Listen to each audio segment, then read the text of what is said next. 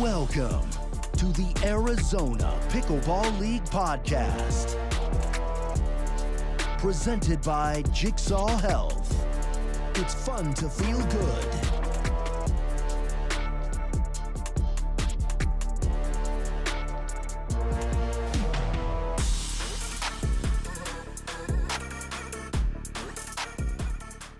Hello, Arizona Pickleball family. This is Eddie Adkins, your guest host for today. And they actually decided to let me out of the production cage back there. And well, I'm honored to be here. We have a very special guest that we're going to be talking to today. But before we do that, OSG, how the heck are you? Good. Man, it seems like it's been forever since we had Tuesday Night Pickleball. A lot of stuff going on. We got some drops and trades and just a lot of action with the commissioner. Been on the phone with him nonstop about, getting ready for the playoffs coming up here. So busy, busy, busy. I love it. It's what I like to hear. As I mentioned, we have a very special guest, and I'm going to be going through her background here a little bit. Our guest today is a broadcast journalist, content creator. She has experience as a sideline reporter, play-by-play commentator, podcaster, MC, and host. Please welcome the new voice of the Arizona Pickleball League, Taylor Arenz. Taylor, how are you? I'm doing great. Thanks for having me on here. Well, we're super excited to be able to have you. And OSG, I kind of went through a lot of things that are from her background. Did I miss anything? Yes. And we just wanted to go through just a little bit of a debrief, security debrief, so to speak. So I want to go through some questions with you, Taylor. I do have a little device here that if it is the correct answer, you will get a positive ding. Okay, I love it. Bring it on. Are you ready? I am ready. Let's do it. For the record, can you just state your name? Taylor Arenz. Is that Latino? I do have a little Panama in my family. My grandma's from Panama. Look at that. 1 for 1.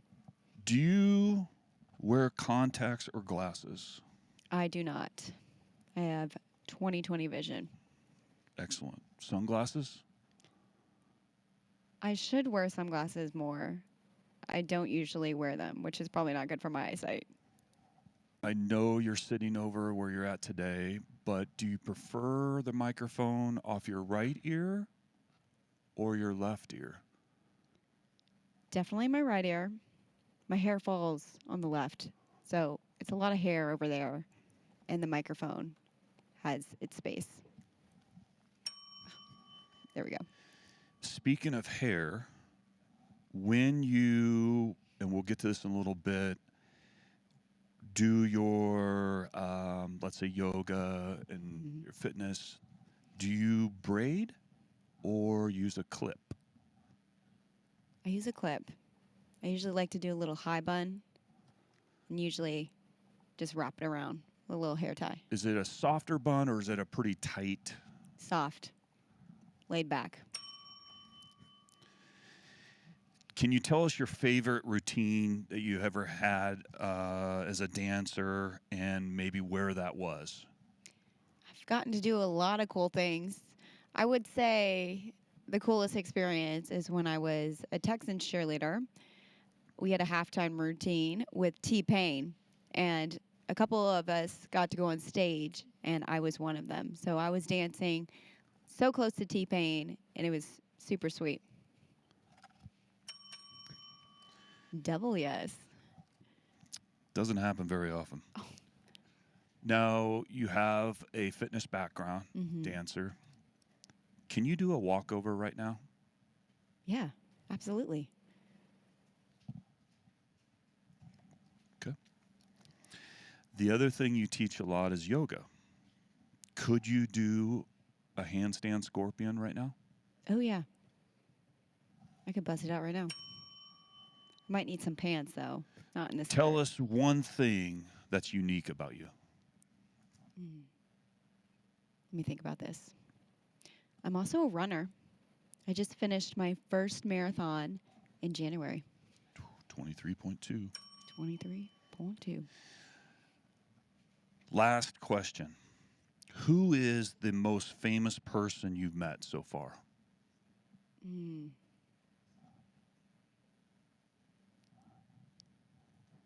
I guess I have to say you. Yeah. There we go. Ding, ding, ding, ding. There you have it.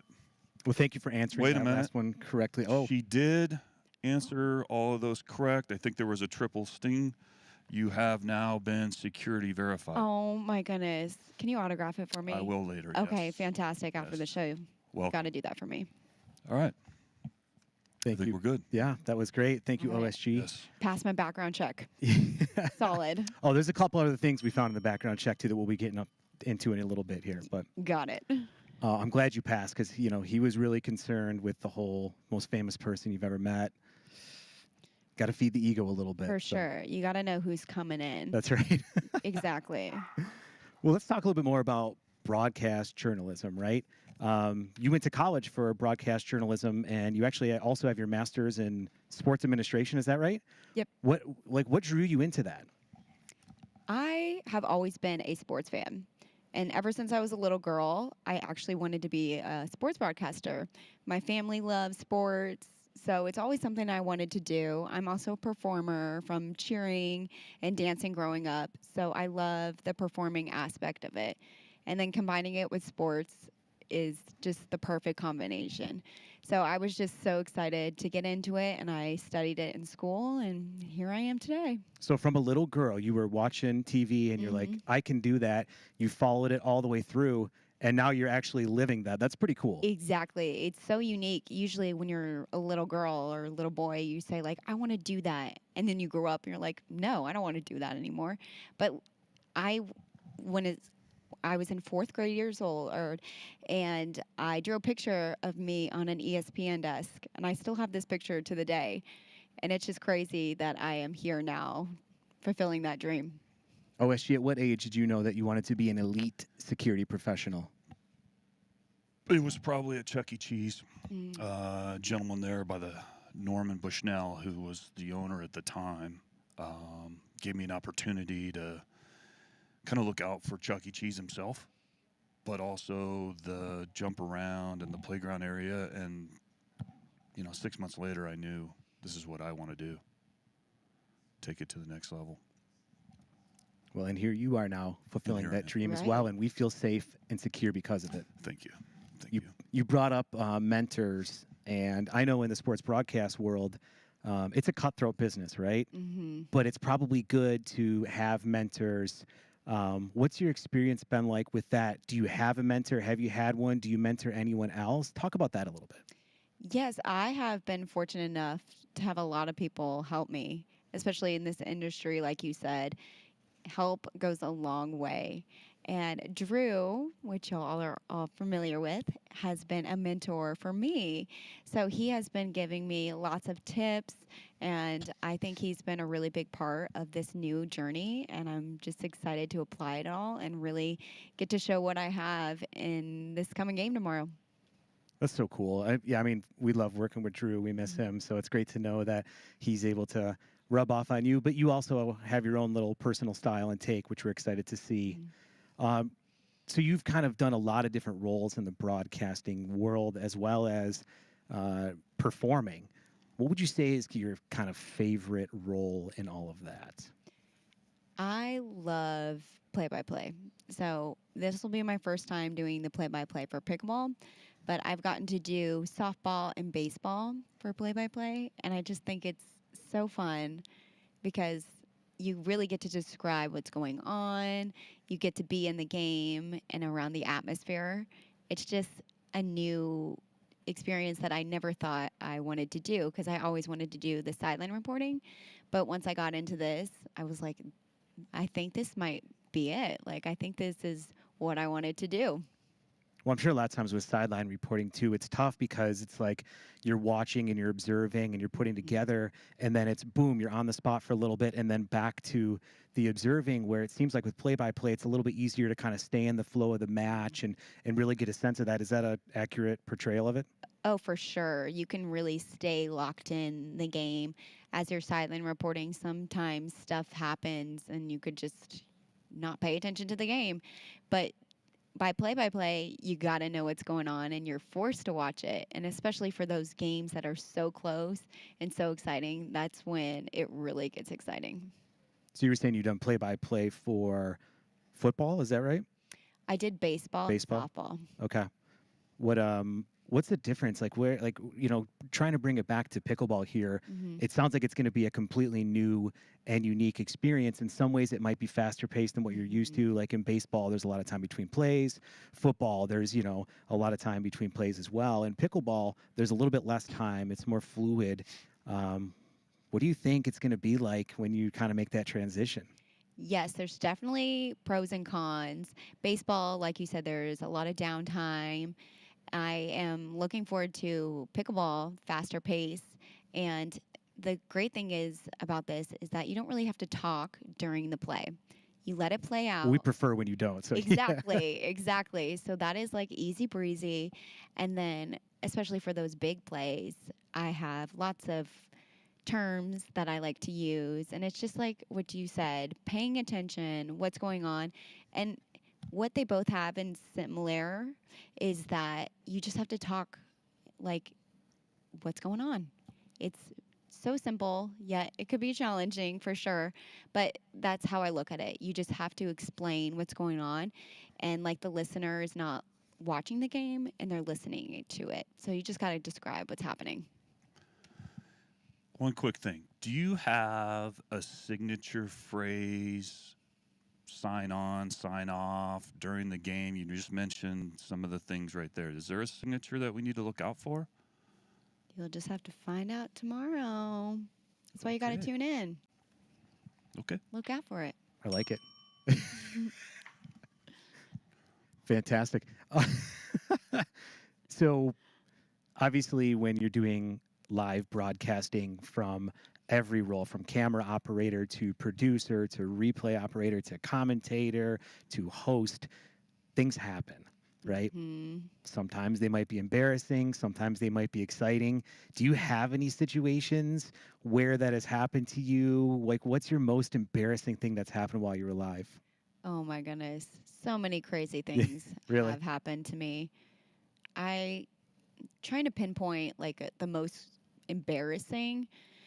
Well, when I first started doing play-by-play for baseball, I didn't know I was going to be doing the play-by-play. So they kind of just said, "Hey, you're going to be doing this." And I showed up and I was like, "I thought I was supposed to be a sideline reporter." So I remember that first game, I think during the middle of a broadcast, I said football terminology in a baseball broadcast. And my parents were tuning in and they texted me and they said, "Never do that again." That was terrible. They told me flat out, they're like, "Never do that again."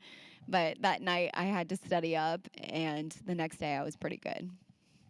So I guess that's another good question here of, you know, when you're live and you're basically exposing yourself and you're putting yourself on the internet and a situation like that happens, what do you do to kind of bounce back and get your confidence back up? Because I can imagine it's probably a process you have to work through.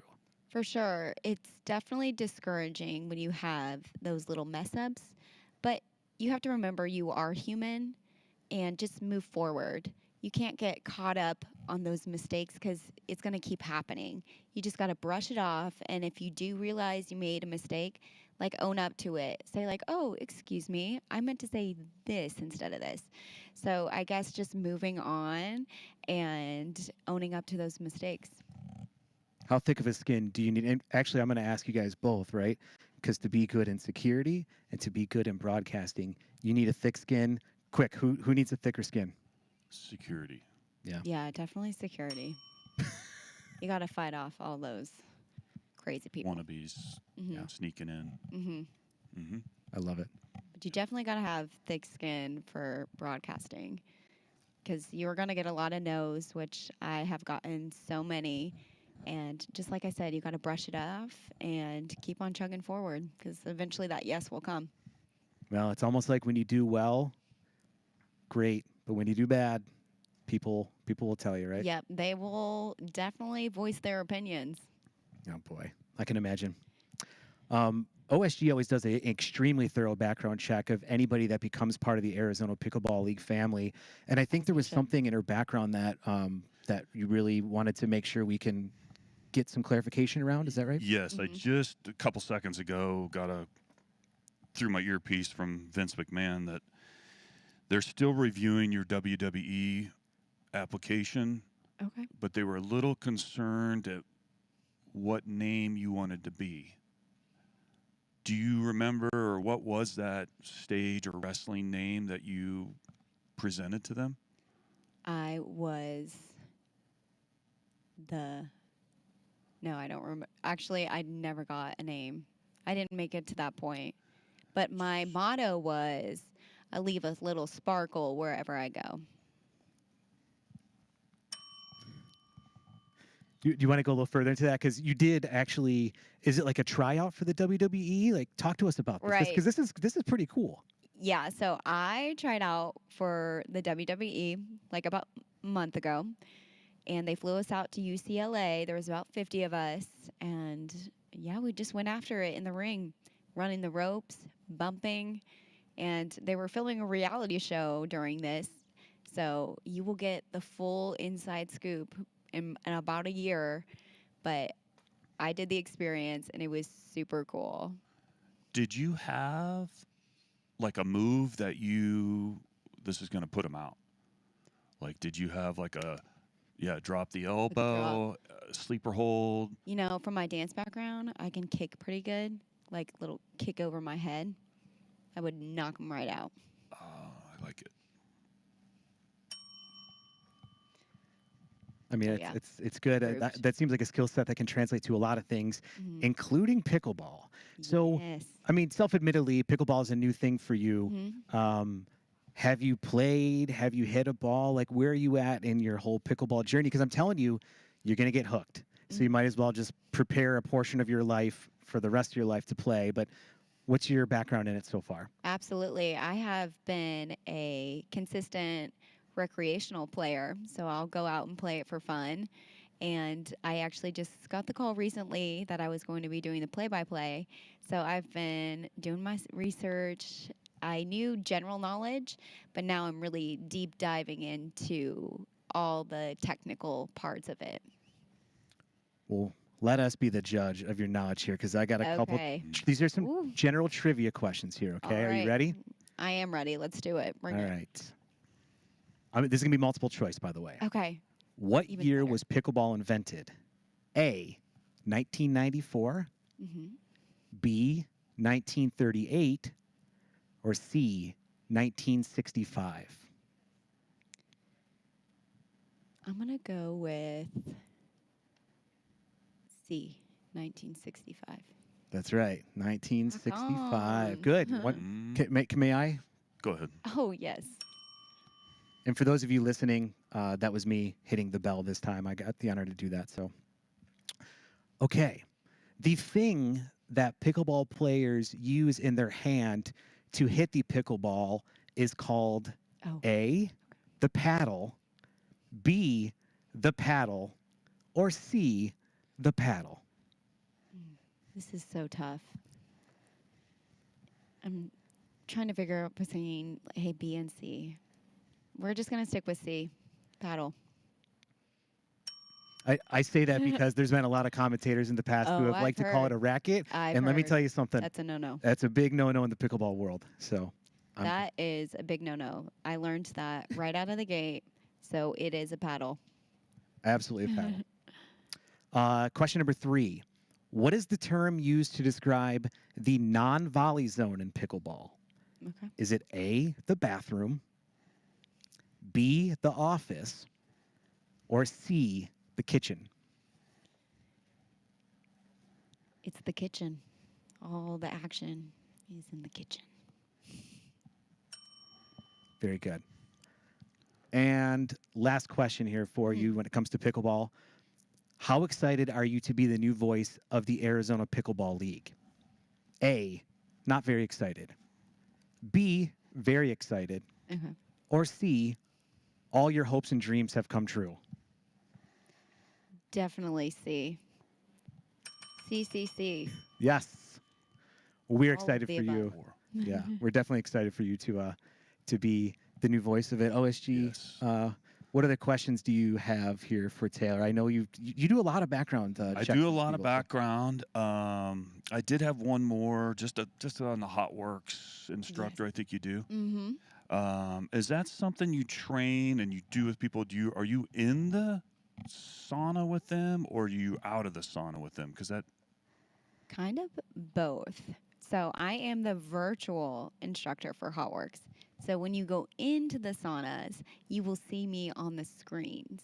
So I'm not technically physically with them, but you will see me on the screens telling you what to do and telling you to squeeze your core and make sure you stay in those postures.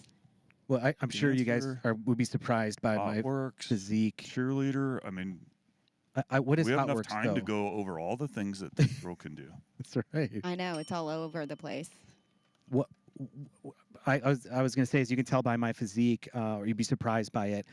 I should know what Hot Works is, but what is this? So HotWorks is a 24-hour infrared studio, and they offer isometric workouts and HIIT workouts. So you can just sign up for your sessions and then go on in, and there's 3 people inside a sauna, or 2 or 1 or however many sign up. And then you just do your 30-minute ISO workout or your 15-minute HIIT workout, which is like cycling, rowing, and like a seated elliptical trainer. So you can go at any time and do it at any time. Well, that sounds pretty cool. Mm-hmm. Super cool. Super cool. And it's in the heat. I forgot to tell you that. It's like 130 degrees. So if you like heat, it's hot. Which we're in Arizona, so I bet we like the heat. Yeah, exactly. Well, Taylor, thank you so much for joining us today. Thank you to all our viewers and listeners out there for tuning in. Guys, check out Tuesday Night Pickleball. Tomorrow night, it is going to be the Tempe Tornadoes Yes. against the Gilbert Gladiators, Yes. which I think is going to be an incredible It'll match. be awesome. For $10 a month, you can become a Patreon patron, and we really would appreciate if you can go out there and do that. It gives you access to be able to watch all of the Tuesday Night Pickleball episodes so far for Season 1, and even better, it allows you to be able to watch the remainder of Season 1 live. Again, it's $10 a month. Go to visittnp.com today. Become a Patreon patron. We would really appreciate it. And on that note, OSG, take us out. Pickleballers, we've talked a lot about change today and getting things with people coming in with the league, players changing, getting on different teams, and it kind of reminded me, sometimes it's good and sometimes it's not so good. Do you remember when Coke tried to change its formula from classic Coke to new Coke? Terrible idea. But maybe adding blue raspberry pickleball cocktail to your water before you start your long day of matches so that you don't cramp up 11-10-1 in the championship game, that would be a good idea. But whatever you decide to change, maybe it's your paddle, shirt, ball, sweatbands, shoes, maybe even your gum. Remember, if you're switching out your partner, you want to set the expectation. And what you want to do is look them straight in the eye and say, all I need you to do is keep the ball in play, but not too high. Show them some of your short game skills. Hit your drives in. Don't speed up the low balls. Put away the high balls. Serve it in. Return your serve deep, but not out. Don't hit it to their forehands. Forehands are going to take the middle. And whatever you do, don't ask me the score every time you serve. Until the next episode, good night.